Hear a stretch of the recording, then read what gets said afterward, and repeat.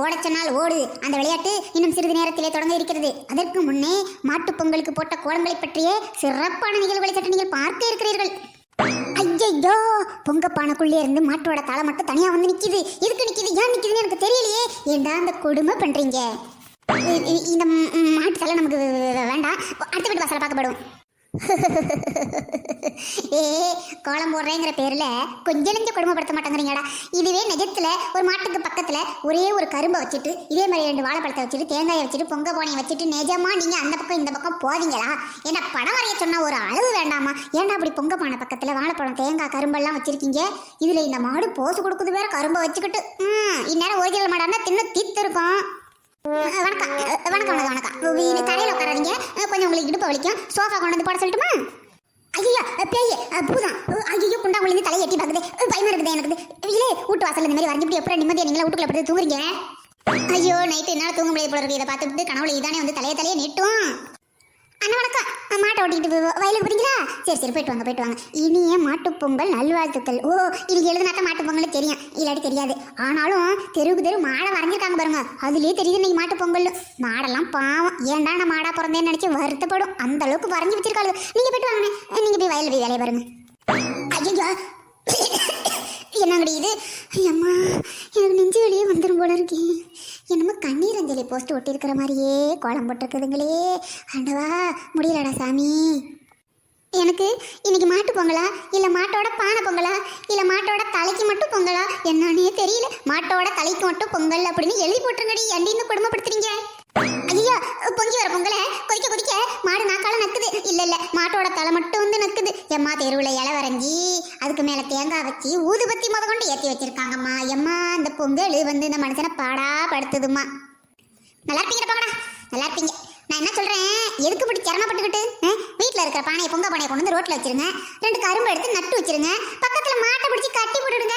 இதுக்கு வாசல் கூட்டி தெளிச்சு கழுவி இதில் புள்ளிய வச்சு குளத்தை போட்டு கலரை அடிச்சு இந்த மாடுங்களை போட்டு பாடாப்படுத்துறதுக்கு நிஜமான மாட்டை கொண்டு வந்து பிடிச்சி வச்சிருப்பாருங்க. கோமியத்தையாவது விடும், பொண்ணியம் கிடைக்கும். ஏன்னா வீடு பிடி பண்ண முதல்ல வீட்டுக்குள்ள போய் கோமியத்தை விடணும்னு வேண்டிக்கிறீங்களா?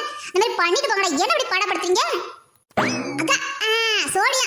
ஓஹோ சோடியா வரைஞ்சிருக்கிறீங்களா? புதுசாக கல்யாணம் ஆனவங்களா இருக்கணும்னு நினைக்கிறேன். அதுதான் புருஷனை விட்டு பிரியாமல் இருக்கணும்னு பொண்டாட்டியை பக்கத்துலேயே வச்சிருக்கிறாங்க. இருக்கட்டும். வித்தியாசமா இருக்குமா? இது வித்தியாசமா இருக்கு. இங்க வரா அம்மா மாடு வாயில வாழைப்பழம். புள்ள பாவம் தவறு நிற்கிது இல்லை, கொடுக்கறது இல்லை. கோலம் போட்டவங்க புள்ள வாயில கொஞ்சம் வாழைப்பழத்தை வச்சிருக்கிறது இல்லை. என்ன கொடுமைப்படுத்துறாங்க. அதில் இந்த பக்கம் மாட்டோட பட்டைக்குலேருந்து கரும்பு வருது, அந்த பக்கம் கண்ணுக்குட்டியோட பட்டைக்குலேருந்து கரும்பு வருது. நான் நினச்சிக்கிட்டு இம்பிட்டு நாளா கரும்பு வயல்லேருந்து தான் விளைஞ்சி வருதுன்னு. இப்போ தாண்டா உண்மையெல்லாம் தெரியுது. நீங்கள் போடுற கோலத்தை வச்சு தாண்டா நானே கற்றுக்கிறேன். அநேகமா பொங்கலுக்கு கோலம் போடுவது எப்படி அப்படின்னு ஒரு கோச்சிங் சென்டரே வச்சு நான் ஆரம்பிக்கலாம்னு முடிவுக்கு வந்திருக்கிறேன். நீங்க ஏன் இப்படி சிரமப்படுறீங்க? என்னோட கோச்சிங் சென்டர்ல சேர்ந்துக்கிட்டீங்கன்னாக்க அருமையா பொங்கலுக்கும் மட்டு பொங்கலுக்கும் எப்படி இந்த மாடை அழகாக வரைவது அப்படின்னு ஓவிய சார் அழைச்சிட்டு வந்து நானே சொல்லி கொடுக்குறேன். இலவசமானாலும் கத்துக்கிட்டு வந்து நல்லா போட்டு தொலைங்கடா. மாட்டுக்கு கல்யாணமா? கல்யாணத்தையும் ரோட்ல பண்ணி போடுறாங்க. புது பொண்ணு மாப்பிள்ளை பிரிக்க கூடாதுன்னு மாட ஜோடியா கோலம் போட்டு வைக்கிறாங்க. புள்ள பிறந்ததையும் கோலம் போட்டு வைக்கிறாங்க. என்ன கூத்தடிக்கிறீங்களா நீங்க? கல்யாணம் பண்றீங்க, வளைகாப்பு பண்றீங்க, குழந்தை பிறந்தாலும் பண்றீங்க. எப்பா சூப்பர்டா, நல்லா இருக்கு. கோலம் போட்டவங்க கொஞ்சம் புத்திசாலி போல இருக்கு. அதான் மாட்டுக்கு வாயில கொரோனா வந்தப்ப மாஸ்க் போட்டுட்ட மாதிரி மாஸ்க் போட்டு விட்டாங்க போல இருக்கு.